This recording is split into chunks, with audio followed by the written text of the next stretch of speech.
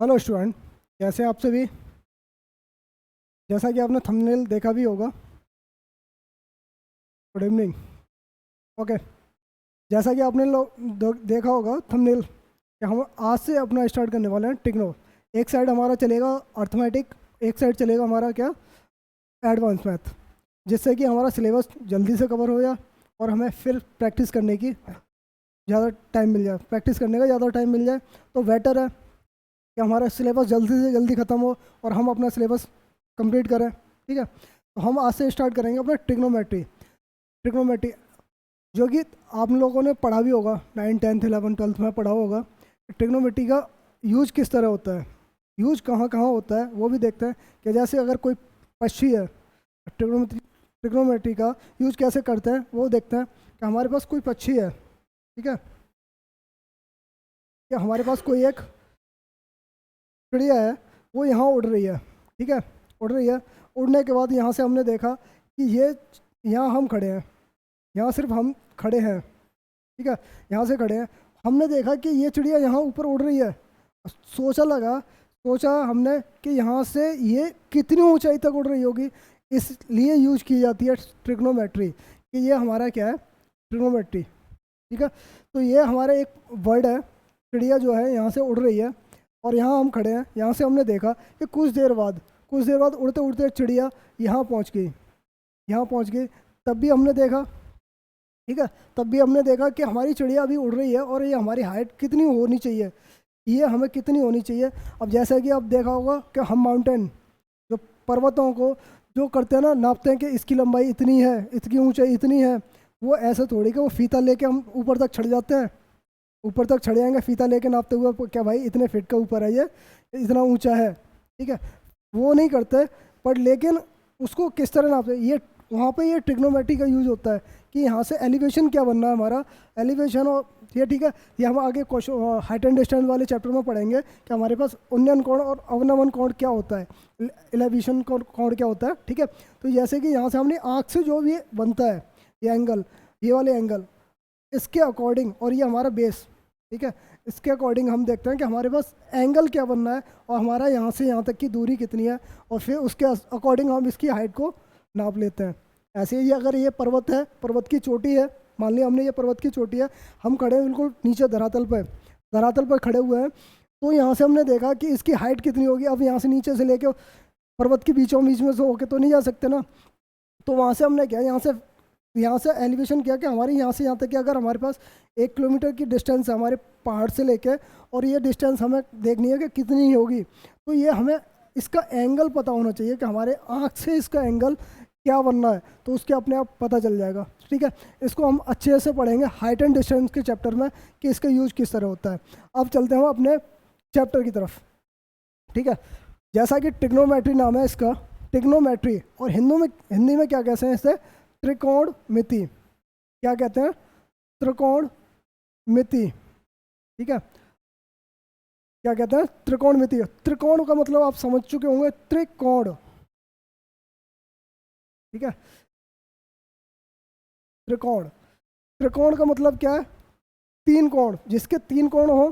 ठीक है, 3 कोण हो। और मिति का मतलब होता है मापन, जो कोण उसके मापन करते हैं, 3 कोण की। 3 कोण जो है किसी भी चीज़ के अगर मापन करता है उसे क्या कहते हैं, त्रिकोणमिति। ठीक है, मिति का मतलब मापन, त्रिकोण का मतलब 3 कोण, 3 कोण। ओके, अब यहाँ से देखा, यहाँ से अब मैं आगे चलते हैं कि अपना ये हो गया। अब हम अपने सिलेबस की तरफ चलते हैं। सिलेबस में क्या गया, पहला जो हमारी सबसे चीज़ जो है कि हमारे जो रेशियो यूज होता है ट्रिग्नोमेट्री में, वो क्या क्या यूज होता है वो देखते हैं। पहले साइन जो हमारे पास यूज होते हैं वो क्या क्या होते हैं। एक होता है हमारे पास साइन, ठीक है, एक होता है हमारे पास कॉस, एक होता है हमारे पास टेन। ठीक है, टेन। अब थीटा ले लो, चाहे कुछ भी ले लो, साइन थीटा बोल के चलते हैं, कॉस थीटा बोल के चलते हैं, टेन थीटा। ठीक है, ये बोलते हैं। दूसरा होता है हमारे पास, अब इनके अपोजिट है, साइन का उल्टा क्या होता है, कोसेक, कोसेक थीटा। कॉस का उल्टा क्या होता है, सेक थीटा। मैं अभी से बता के चल रहा हूँ, इनका उल्टा होता है, ठीक है, 1/में। टेन थीटा का उल्टा क्या होता है, कॉट थीटा, कॉट थीटा होता है। ठीक है। ये चीज़ें हमारे 6 चीज़ें हैं जो रेशियो, ट्रिग्नोमेट्री का रेशियो जो इन्हीं पे डिपेंड है, पूरा ट्रिग्नोमेट्री इन्हीं पे डिपेंड है। ठीक है। तो यहाँ से हमने देखा कि हमारे पास साइन क्या है, साइन थीटा। ठीक है। और ये कॉस थीटा, कोसेक थीटा, ये क्यों लिए जाते हैं? अब जैसे कि अब ट्रिगोनोमेट्री में हमारी बेस होती है राइट एंड एंगल पे, राइट एंगल ट्राइंगल पे यूज होती है। अगर मेरा एंगल ये हमारा 90 डिग्री का है, 90 डिग्री का है, ठीक है, 90 डिग्री का, अगर मैं इसको नाम दे देता हूँ कोई भी कि हमारा जो ट्राइंगल है वो ए बी सी, ए बी सी, ठीक है, ए बी सी है ट्राइंगल, तो हमारे पास क्या है कि साइन थीटा, साइन थीटा क्या होता है? ठीक है। अगर मैं इसको एंगल मानता हूँ, इसको एंगल मानता हूँ, तो हमारी ये साइड क्या होती है? अपोजिट टू एंगल है। ठीक है, अपोजिट, ये अपोजिट होती है किसके? एंगल ए के। ठीक है, एंगल ए के अपोजिट होती है। ये क्या होती है?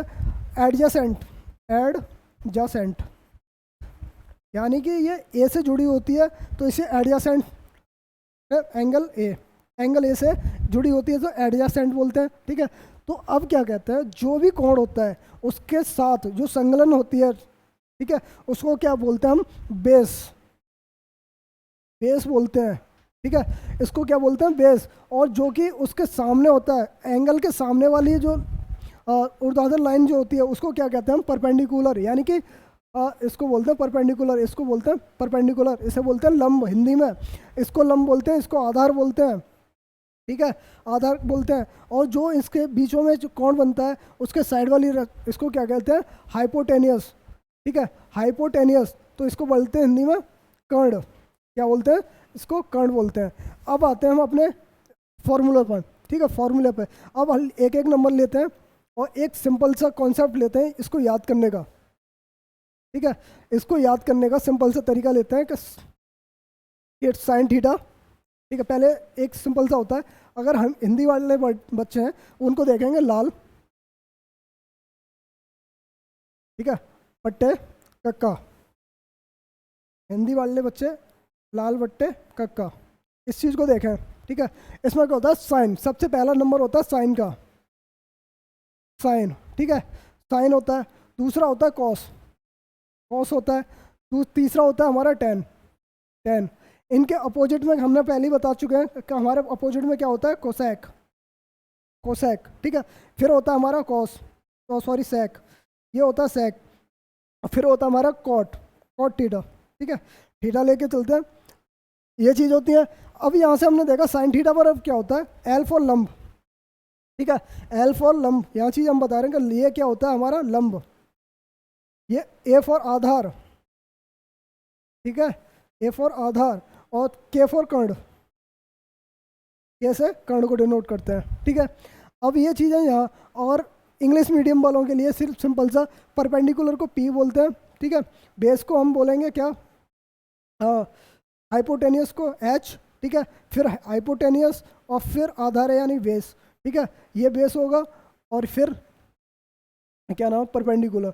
तो ये भी ऐसे ही हो जाएगा, ये हमारे साइन के लिए perpendicular upon hypotenuse, cos base upon hypotenuse, और टेन परपेंडिकुलर अपॉन बेस। ऐसे ही उल्टा हो जाएगा इसका भी, cosec hypotenuse upon perpendicular and sec hypotenuse upon base, और फिर कॉट हो जाएगा बेस अपॉन परपेंडिकुलर। ठीक है, ये चीज़ है। अब मैंने यहाँ चीज़ें बताई कि यहाँ थोड़ा कन्फ्यूजन होता है, कन्फ्यूजन होता है किस चीज़ में? कि अगर मैं मानता हूँ, अगर ये हमारे पास है, अगर मैं एक ट्राइंगल लेता हूँ एक और, ठीक है, और मैंने एक और राइट एंगल ट्राइंगल लेता हूँ, ठीक है, मान लिया ये मैंने एक राइट एंगल ट्राइंगल ले लिया। ठीक है, तो यहाँ से हमने देखा कि ये हमारा तो एंगल ए था, ये एंगल ए था, ये बी है और ये सी है। ठीक है, तो अगर मेरे जस्ट सामने वाली इसके लिए एंगल ए के लिए, एंगल ए के लिए जस्ट सामने वाली इसके लिए परपेंडिकुलर होगी। अगर मैं इसी चीज़ को कहूँ कि इस एंगल के लिए कौन सा परपेंडिकुलर होगा? इस एंगल के लिए परपेंडिकुलर ये चीज़ होगी, इस क्योंकि इसके एडजेसेंट कौन सा है? ये वाली एंगल है, BC हमारी रेखा जो है वो सी एंगल के एडजेसेंट है। ठीक है, तो ये आएगी हमारे क्या? ये इसके लिए परपेंडिकुलर हो जाएगा और ये इसके सामने परपेंडिकुलर। हाइपोटेनियस कभी चेंज नहीं होता, बेस और परपेंडिकुलर आपस में चेंज होते रहते हैं एंगल वाइज। ठीक है, आया ना समझ में? ठीक, आगे चीज में कि अगर अब ये चीज़ समझ चुके होंगे। अब दो तीन क्वेश्चन करते हैं उस टाइप में कि हमारे परपेंडिकुलर और हाइपोटेनियस के अकॉर्डिंग कैसे क्वेश्चन को सॉल्व करते हैं। अब कह रहा है, क्वेश्चन कह रहा है if 8 10x equal to 15 then value of sine x minus cos x। ठीक है, आज इस क्वेश्चन को करने के लिए सिंपल सा एक चीज़ देखते हैं, आपको दिखाते हैं। ठीक है, तो यहाँ से देखा कि हमारे पास एक राइट एंगल ट्रायंगल है। मैंने टेक्नोमेट्री में बताया था कि हमारे पास जो टेक्नोमेट्री में यूज होता है वो चीज़ यही चीज़ होंगी कि हमारे पास 10x दे रखा है। अगर मेरे पास एक राइट एंगल ट्रायंगल है तो सबसे पहले मेरे को साइन x और कॉस x और 10x। ठीक है, मेरे पास दे रखा है कितना, 8 10x इक्वल टू 15 तो 10x इक्वल टू कितना आ जाएगा, 15/8। जबकि हमने पढ़ा हुआ है क्या कि 10x बराबर क्या होता है, 10x बराबर होता क्या है, हमने पढ़ा था लाल बट्टे का पढ़ा था ना, लाल बट्टे का भी पढ़ा था। तो हमारे पास 10x बराबर क्या होता है, लंब बट्टे आधार। इसको आप कह सकते हो लंब बट्टे आधार। ठीक है, इसको कर सकते हो, या परपेंडिकुलर अपॉन बेस। ठीक है, तो अब इस चीज़ को देखेंगे यहाँ से कि परपेंडिकुलर हमारा कितना है। परपेंडिकुलर अगर हमारे एंगल, अगर मैंने ये ए माना है, ये बी माना है, ये सी माना है। ठीक है, अगर मेरा एंगल एक्स ये वाला है, एंगल एक्स ये वाला है, तो हमारे सामने वाला परपेंडिकुलर होगा। परपेंडिकुलर कौन सा होगा, 15 ये वाला होगा। और आधार कौन सा होगा, ये होगा जो एडजेसेंट है। ये एंगल की बात राइट एंगल ट्रायंगल है, इस एंगल की बात नहीं करेगा। ठीक है, इस एंगल की बात नहीं करेगा, या तो एंगल इसकी बात करेगा या इस एंगल की बात करेगा। आप चाहे कैसी भी करोगे तभी। तो एंगल अगर मेरा ये x है, ये वाला एंगल x है, तो हमारे पास परपेंडिकुलर ये p जो है हमारे पास 15 है, और बेस हमारे पास कितना है, 8 है। तो हमारे पास ये निकालना है, ये निकालना है। तो ये निकालने के लिए हमें पहले चाहिए क्या, ये निकालने के लिए फॉर्मूला क्या होगा, पाइथागोरस प्रमेय, जिसको बोलते हैं पाइथागोरस प्रमेय। ठीक है, पाइथागोरस थ्योरम जिसको जानते हैं, वो क्या होता है हमारे पास, कर्ण स्क्वायर, चलो नॉर्मली हिंदी में लिखता हूँ, उसमें क्या नाम है, हाइपोटेनियस का स्क्वायर, कर्ण का स्क्वायर, बेस का स्क्वायर प्लस परपेंडिकुलर का स्क्वायर होता है। ठीक है, इक्वल टू होता है हाइपोटेनियस का स्क्वायर, दोनों साइडों के योग स्क्वायर के योग के बराबर होता है। ठीक है, तो ये क्या है, हाइपोटेनियस निकालना है। हाइपोटेनियस यहाँ से निकाला, हाइपोटेनियस निकालना है तो 15 का स्क्वायर, सॉरी 8 का स्क्वायर प्लस 15 का स्क्वायर कितना आ गया, 64 और 225 कितना आ गया, 289। तो हाइपोटेनियस का स्क्वायर कितना आ गया, 289। तो एच हमारे पास क्या आएगी, हाइपोटेनियस क्या आ गया, ये रूट में आ गया, रूट 289 किसका स्क्वायर रूट होता है, 17 का, प्लस 17 का होता है। ठीक है, 17 का होता है, 17 होता है। तो अब यहाँ से हमने देखा कि हमारे पास क्या है, अब पाइथागोरस प्रमेय तो हमने देख ली, क्या हमारे पास क्या होता है, कर्ण का स्क्वायर बराबर आधार का स्क्वायर प्लस लंब का स्क्वायर। ठीक है, तो यहाँ से हमने देखा साइन एक्स की वैल्यू क्या होगी, साइन एक्स की वैल्यू क्या होगी, साइन बराबर क्या होता है, अरे सर याद तो दिलाया था हमने, लाल बट्टे कक्का, याद कर लो इसको, बहुत सिंपल सा फॉर्मूला है। लाल बट्टे का लंब बट्टे कर्ण, लंब हमारे पास ऑलरेडी कितना है, 15। ठीक है, और कर्ण हमारे पास निकाला हमने कितना, 17/17। ठीक है, x माइनस कॉस एक्स।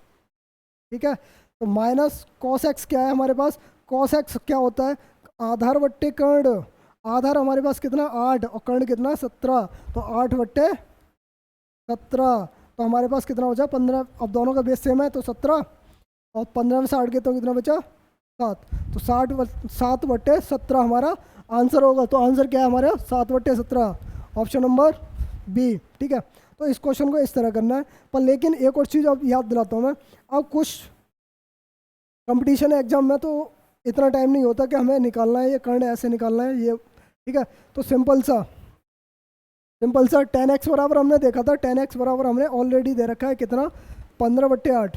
ठीक है, 15/8, 15 और 8, जब भी हमने 15 8 को देखा तो हमारा 888 सीधा कर्ण स्क्वायर आता है 17। ठीक है, दोनों का स्क्वायर करा तो हमारे पास आता है ट्रिपल एट करके कुछ होता है 3 4 5। ठीक है, 3 4 5, 3 का स्क्वायर प्लस 4 का स्क्वायर तो बराबर कितने का होता है, ये ट्रिपल एट। मैं आगे क्लासेज में पढ़ाऊंगा इनको ट्रिपल एट, जैसा कि हमें पाइथागोरस प्रमेय यूज करने की ज़्यादातर जरूरत ना पड़ेगी। ठीक है, तो ऐसे बस सिंपल सा था, 17 आ गया, इनको दोनों को सॉल्व करना था, आंसर आ गया। ठीक है, ठीक है ना, आ रहा है ना समझ में? हाँ जी, आ गया। ठीक है, फिर चलते हैं फिर आगे अपने नेक्स्ट क्वेश्चन की तरफ। क्वेश्चन सेकंड वाला क्या कहता है, if tan a minus cot A equal to 0 what is the value of sine A plus cos A. ठीक है, तो इस क्वेश्चन में क्या कह रखा, अगर tan a minus cot A बराबर कितना है, 0 है, तो वैल्यू पूछिए sine A plus cos A. ठीक है, तो सर हमने यहाँ से क्या देखा था, इसको हम कई तरीके से क्वेश्चन को सॉल्व कर सकते हैं। इस क्वेश्चन को पहले अपने कंपटीशन के अकॉर्डिंग देखते हैं। तो हमारे पास पहले देखते हैं, अगर ए की वैल्यू मैं ऐसी रख दूं कि हमारी 0 के बराबर आ जाए, तो हमारे पास साइन ए प्लस कॉस ए की वैल्यू क्या आएगी। तो अगर मैं ए की वैल्यू 45 डिग्री, अगर ये आगे क्लास में बताता हूँ, ठीक है, 45 डिग्री रख देता हूँ, तो हमारे पास क्या आती है वैल्यू, tan 45। ठीक है, tan 45 minus cot 45 equal to 0। क्यों? क्योंकि tan 45 की वैल्यू भी 1 माइनस कॉट 45 की 1, एक में एक गया तो 0। ठीक है, अब सिंपल सा साइन है, साइन 45 प्लस साइन कॉस 45। ठीक है, कॉस 45 दोनों रख दो, क्या आता है, साइन 45 की वैल्यू क्या आएगी 1/√2 प्लस कॉस की कितनी आएगी 1/√2, तो ये आएगी हमारे पास 2/√2, तो ये कैंसिल आउट हो जाएगा √2 इक्वल टू। ठीक है, तो हमारे पास आंसर क्या आना चाहिए, सिंपल सा √2, सिर्फ इतना था। और बात करते हैं उसके अकॉर्डिंग, परपेंडिकुलर बेस के अकॉर्डिंग। ठीक है, तो यहाँ से हमने देखा, ठीक है, यहाँ से हमने देखा कि हमारे पास एक राइट एंगल ट्राइंगल लेते हैं हम, दोबारा से राइट एंगल ट्राइंगल लिया। ठीक है, राइट एंगल ट्राइंगल लिया तो वही चीज़ है, ये हमारा परपेंडिकुलर होगा, ये बेस होगा और ये हाइपोटेनियस होगा। अगर मेरा angle triangle A B C है तो ठीक है, ये चीज़ें होगा। तो सिंपल सा देखा हमने, tan a बराबर क्या होता है, tan a बराबर हमारे पास क्या होता है, क्या होता है लाल बट, ये चीज़ें याद कर लो ना, लाल बट्टे चक्का, हर बार याद करोगे, हर बार जितनी बार लिख के याद करोगे उतनी बार याद होगा। तो लंब बट्टे आधार, यानी कि परपेंडिकुलर अपॉन बेस। ठीक है, इसको मैं P/B लिख लिया। ठीक है, माइनस कॉट ए बराबर क्या होता है, बेस अपॉन परपेंडिकुलर। ठीक है, परपेंडिकुलर। ओके, इसको किया हमने क्या, P² minus B² upon BP। ठीक है, BP ये आ गया हमारे पास कितना, tan है theta minus cot theta equal to 0 दे रखा है पहले से, इक्वल टू 0 है। तो यहाँ से देखा हमने P² minus B² equal to 0। ठीक है, तो BP 0 हो जाएगा, क्यों BP इधर जाएगा तो 0, तो P² बराबर, यानी कि यहाँ से हमें क्या चीज़ मिल रही है, P बराबर है B के, यानी कि PB बराबर है B के और BB बराबर है P के, दोनों इक्वल हैं आपस में। आपस में अगर इक्वल हैं तो बस हमें सिंपल सा बताना है कि हमारा साइन है और कॉस ए की वैल्यू क्या बतानी है। ठीक है, ऐसे भी साइन है, अब सिंपल सा यहाँ से हमने निकाल लिया। अब यहाँ से हमने देखा कि साइन ए हमें पहले से पूछा है कि साइन ए प्लस कॉस ए, तो साइन ए क्या है हमारे पास, साइन ए हमारा ये वाला एंगल माना है, तो साइन ए बराबर क्या होता है, लंब टिकट यानी P/H। ठीक है, और ये कॉस ए बराबर क्या होता है, कॉस ए बराबर होता है हमारे पास कर्ण बटे, कॉस ए बराबर आधार बटे कर्ण। ठीक है, तो हमारे पास आ जाएगा क्या, P + B अपॉन 2H। ठीक है, 2H हो जाएगा, ये आ जाएगा ना, तो ये चीज़ है। तो सिंपल सा P बराबर क्या है हमारे पास, P बराबर क्या है, B है, तो अगर B को रख देते हैं हमारे पास तो 2B/2H कैंसिल आउट हो जाएगा। ठीक है, ऐसे ही करके हमने देखा। अब B और P में ये डिफरेंस वो आ गया हमारे पास, क्या आ गया, ये चीज़ है। अगर यहाँ से हमने एक चीज़ पाइथागोरस प्रमेय में पूछा था, पाइथागोरस प्रमेय, इस चीज़ को छोड़िए, यहाँ से अभी बाद में देखते हैं। ठीक है, जैसा कि हमें P बराबर B निकल आया था, P बराबर V निकल आया था, ठीक है। तो यहाँ से हमने देखा पाइथागोरस प्रमेय में हाइपोटेनियस का स्क्वायर P स्क्वायर और प्लस B स्क्वायर होता है, ठीक है। तो हाइपोटेनियस क्या है हमारे पास, हाइपोटेनियस हमारे पास ऑलरेडी है क्या, B स्क्वायर, P के बराबर B है ना, ये हमने अभी निकाला था, plus P square B square, तो हमारे पास कितना हो जाएगा 2B स्क्वायर, 2B स्क्वायर। तो हमारे पास हाइपोटेनियस का स्क्वायर, तो हाइपोटेनियस का स्क्वायर ये आ गया। तो अगर मैं कहूँ कि एच स्क्वायर बराबर ये है, तो एच बराबर क्या आएगा सर, एच बराबर क्या आ जाएगा, तो हमारे पास आ जाएगा √2b, √2b, ये आ गया एच बराबर वैल्यू आ गई, एच बराबर हमारे पास ये वैल्यू आ गई। तो यहाँ से हम इसको सॉल्व करें, ठीक है, इसको सॉल्व करें तो p प्लस बी, पी को भी b लिख सकते हो आप, ठीक है, b प्लस बी अपॉन कितना हो जाएगा 2h, सॉरी h, तो h की वैल्यू हमने यहाँ से लिखी, तो हमारे पास 2b अपॉन कितना आ जाएगा √2b, तो b से b कैंसिल आउट हो जाएगा, ये आएगा हमारे पास √2।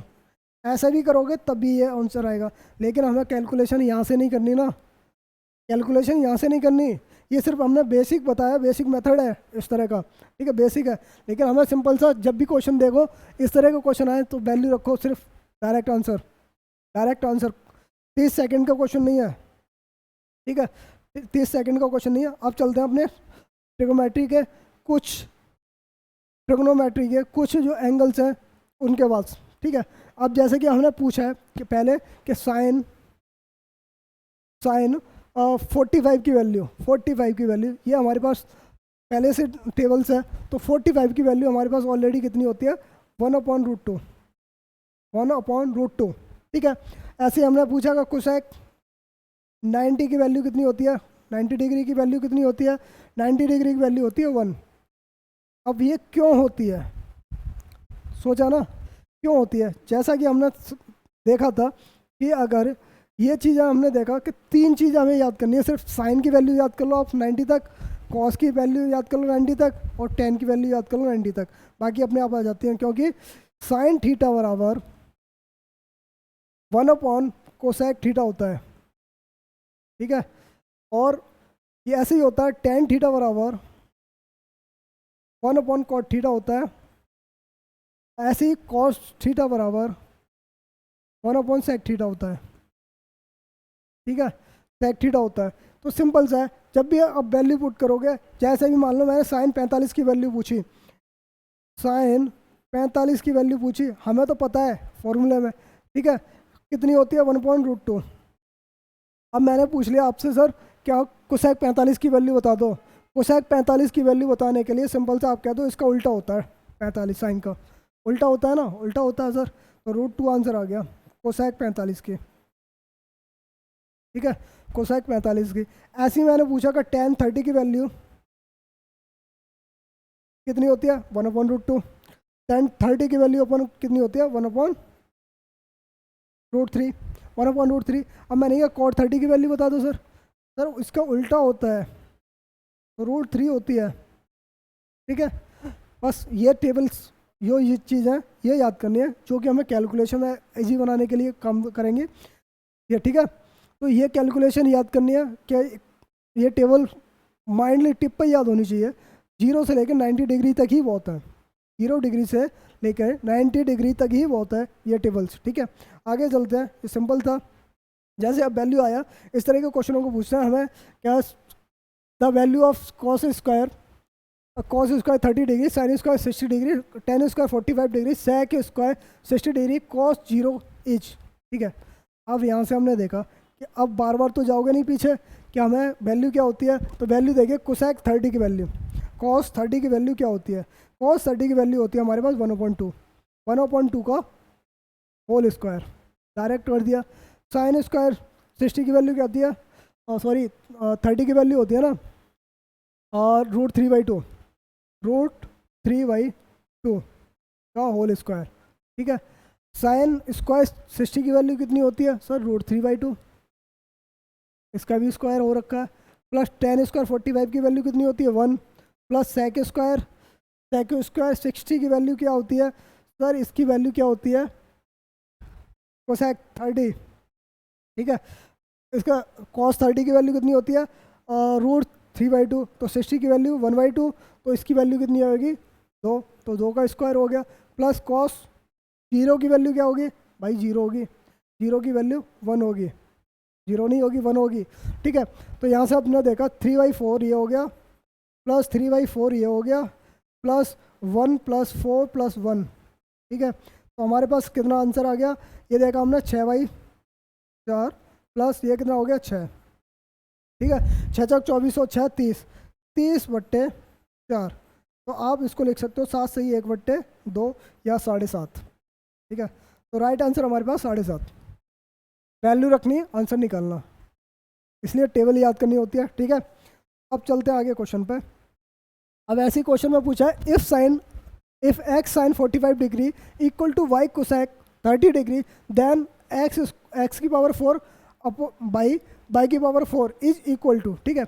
इस क्वेश्चन में क्या है, क्वेश्चन में बोल रहा है कि x जो दे रखा है साइन 45 डिग्री के बराबर है किसके, y कोसेक 30 डिग्री के, ठीक है। अब सर इसमें भी हमें वैल्यू याद होगी तभी क्वेश्चन को सॉल्व कर पाएंगे, तो वैल्यू हमें याद होनी चाहिए। तो x 45 डिग्री की वैल्यू कितनी होती है साइन 1/√2, y कोसेक 30 की वैल्यू क्या होती है बाई कोसेक 30 की डिग्री की वैल्यू कोसेक है ना, तो इसकी वैल्यू क्या होती है, ठीक है। 30 की वैल्यू होती है हमारे पास 2, ठीक है। तो x/y कितना आ गया, x/y कितना आ गया 2√2, 2√2 आ गया। अब यह बात कर रहा है कि x की पावर 4 y की पावर 4, x की पावर 4 और y की पावर 4, तो इसको ऐसे भी लिख सकते हैं x + y क्या 4, ठीक है, ये लिख सकते हैं। या ऐसे भी लिख सकते हैं इसको 2√2 को √8 लिख सकते हो आप, ठीक है, 2√2 को √8 लिख सकते हो। तो अब वैल्यू आ गई हमारे पास x/y की, वो कितनी आ गई √8, √8 है, तो बस x की पावर वैल्यू रखनी है, हमारे पास कितनी आ जाएगी 8 की पावर √8 की पावर 4, ठीक है, 4 आ गई। और इसको रूट को उठाने के लिए 8 की पावर पे चले जाओ, तो ये हमारे पास कितनी आ गई 4 है, तो 1/2 से इंटू कर दोगे कितनी आ जाएगी 2, 8×2 64, ये आ गई हमारे पास टोटल वैल्यू आ गई। पर लेकिन हमें क्वेश्चन में क्या दे रखा है कि वैल्यू पावर में दे रखी है, तो 4 की पावर कितनी है, 4 की पावर 3 जो है कितनी है 64 के बराबर होती है, और राइट आंसर कितना होगा 4 की पावर 3, ठीक है। सिर्फ वैल्यू के पुल जो टेबल है उसके ऊपर, ठीक है। अब नेक्स्ट कंसेप्ट पे चलते हैं हम अपने, ठीक है, बहुत बेहतरीन कंसेप्ट है इसका भी। अब हमारे गुरुओं ने हमें पढ़ाया था वो क्या था, ठीक है, क्वाड्रेंट आज के मतलब CBSE बोर्ड वगैरह इनमें क्या बोलते हैं क्वाड्रेंट पढ़ाए जाते हैं। तो क्वाड्रेंट में क्या होता है, पहला क्वाड्रेंट ये होता है, सेकंड क्वाड्रेंट ये होता है, और थर्ड क्वाड्रेंट ये होता है, फोर्थ क्वाड्रेंट ये होता है, ठीक है, ठीक है। तो इसमें क्या होता है कि फर्स्ट में सारे पॉजिटिव होते हैं, जो हमारे 6 के 6 जो हमारे साइंस है रेशियो जो है, ट्रिग्नोमेट्री रेशियो जो है वो हमारे सारे के सारे पॉजिटिव होते हैं। और इसमें क्या होता है साइन के बाद इसमें साइन और कोसेक होता है, साइन और कोसेक होता है, साइन और कॉस होता है। इसमें क्या होता है टैन और कॉट होता है, इसमें क्या होता है कोसेक और सेक होता है, ठीक है। अब हमें क्या बताया कि हमें गुरु ने पढ़ाया कि आजा सनम तेरी कसम, नॉर्मल क्या चीज़ बताई कि आजा सनम तेरी कसम, यानी आजा सारे के सारे आ जाओ, ठीक है। सनम सिर्फ सनम और उसका जो है वही पॉजिटिव रहेंगे, बाकी सब नेगेटिव हो जाएंगे, हैं। और तेरी कसम यानी कि तू और तेरा, ठीक है, ये चीज़ें हमारे आएंगे इसमें। तो यहाँ टैन और कॉट, यहाँ टैन और कॉट पॉजिटिव होंगे, बाकी नेगेटिव होंगे, ठीक है। यहाँ क्या होंगे कॉस और सेक पॉजिटिव होंगे, और कोसेक और सेक पॉजिटिव होंगे, बाकी सारे नेगेटिव होंगे। यहाँ सारे के सारे पॉजिटिव होंगे, और यहाँ क्या होंगे साइन और कॉस पॉजिटिव होंगे, बाकी नेगेटिव होंगे। अब चीज़ है किस चीज़ की, ये क्वाड्रेंट क्या चीज़ है, क्वाड्रेंट क्या है, ये हमारे अगर एक्स अक्ष है या एक्सिस है, ठीक है, तो ये हमारा क्या होगा, ठीक है। तो ये चीज़ बताता है कि ये 90 डिग्री, ये एंगल जो हमारे बना रहा है 90 डिग्री, ये हमारा पूरा एंगल बनाएगा, फिर 90 डिग्री यानी कि 180 पूरा, ठीक है, फिर पूरा बनेगा कितना 270, फिर ये पूरा बनेगा 360, ठीक है। इस पीरियोडिक टेबल का अंतर मतलब सिंपल यही चीज़ है कि हम जब भी इन चीज़ों की वैल्यू निकालेंगे तो कैसे निकालेंगे, जैसे हमने बोला कि साइन 120 की वैल्यू बताओ, मैंने 90 तक याद कराई, लेकिन मैंने पूछा साइन 120 की वैल्यू बताओ। साइन 120 की वैल्यू बताने के लिए सिंपल था, साइन साइन इसको 120 को क्या लिख सकते हो आप, 90 प्लस 30 ऐसे करके लिख सकते हो ना, 90 प्लस 30 करके लिख सकते हो। तो इसका मतलब क्या है, साइन 90 ये यहाँ से चला यहाँ तक 90 तक तो पहुँच गया, लेकिन इसके बाद आके दूसरे क्वाड्रेंट में घुसता है, दूसरे क्वाड्रेंट में घुसता है, ये पॉजिटिव का होता है, यानी पॉजिटिव पे ही रहेगा। लेकिन एक और चीज़ होती है, जब भी 90 और 270 270 वाली लाइन आए, जब भी लाइन आए वहाँ चेंज हो जाते हैं अपने आप में, ठीक है। वो चेंज क्या होता है, साइन चेंज हो जाता है कॉस में, ठीक है, टैन चेंज हो जाता है कॉट में, और कोसेक चेंज हो जाता है इसमें सेक में, ठीक है।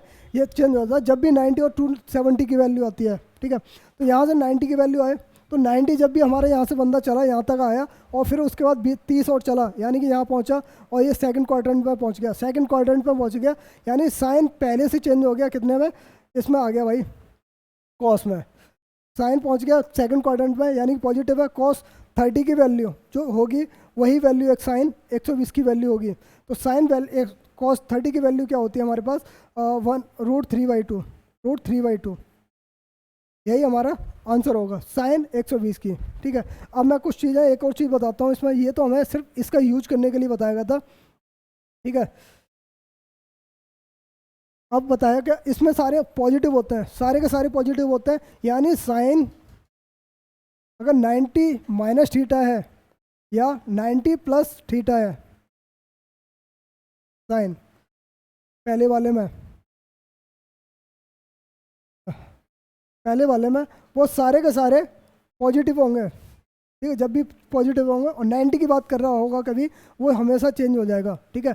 90 की बात करो, 90 तक तो आपको रूल्स याद ही कराए थे, वो अपने आप में चेंज हो जाएंगे। किस चीज़ में, साइन चेंज होता है, साइन चेंज हो जाता है कॉस में, और कॉस और टेन हो जाता है चेंज कॉट में, और सेक हो जाता है कोसेक में, ठीक है। अब मैं यही चीज़ बोलूँ, कोसेक, यही चीज़ पूछा, कोसेक 270 माइनस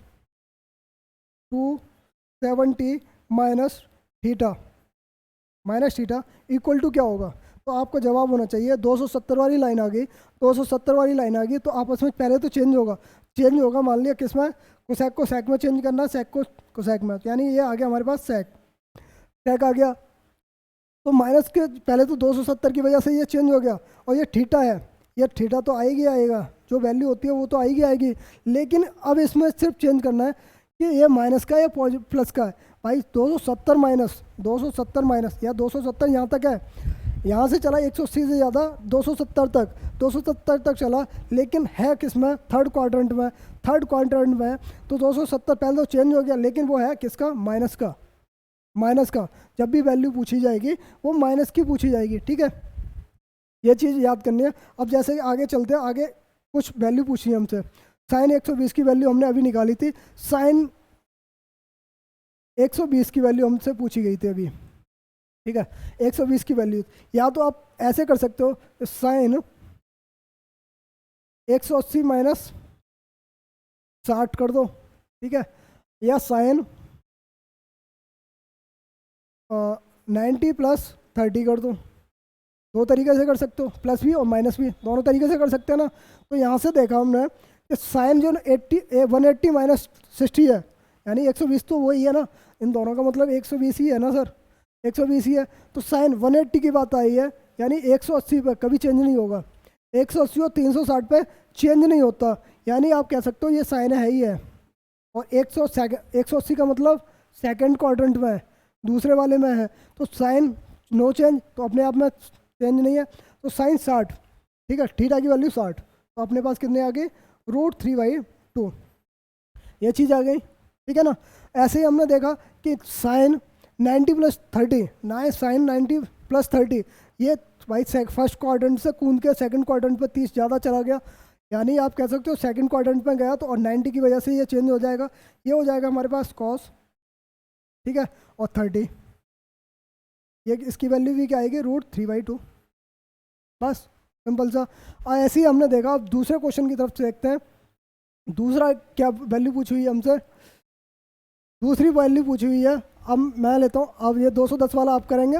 अब मैं करता हूँ आपको कोसेक 180, ठीक है, कोसेक 1080 डिग्री, इसकी वैल्यू पूछी है।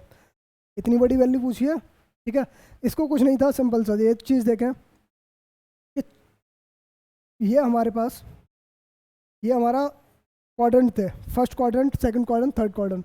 ये पूरा अगर एंगल ऐसे करके ऐसे घूम जाता है, 360 डिग्री घूमता है, 360 डिग्री घूमता है ना एक चक्कर में। अब मैं कहूँ 180 को चेंज करना है, 180 को कोसेक कोसेक और थीटा, ठीक है, कोसेक, इसको चेंज करना है। तो यहाँ से क्या आएगा, कोसेक, तो इसको मैंने 108 को 3 से गुणा कर दूँ, मैं 3 से गुणा कर दूँ, 360 डिग्री, ठीक है। तो ये क्या है, हमारे 1080 आएगा। 360 में अगर 3 का गुणा 36 या 108 होता है, ठीक है। तो ये हमारे पास कितना आ गया, 1080 आ गया। तो यानी आप क्वाड्रेंट में पहला चक्कर यहाँ से घुमा के यहाँ तक आ गया, फिर दूसरा घुमा के यहाँ आ गया, फिर तीसरा घुमा के फिर भी यहीं आ गया, लौट के भी यहीं आ गया। यानी 360 में पहले तो नो चेंज, नो चेंज, और 360 का मतलब, ठीक है। तो ये चीज़ है, तो ये यहाँ चीज़ आ गया। तो कोसेक थीटा ही आंसर आएगा, कोसेक में ही आंसर आएगा, ठीक है। ऐसे ही आप देखें कि इसको 1045 400, इसको भी देखा हमने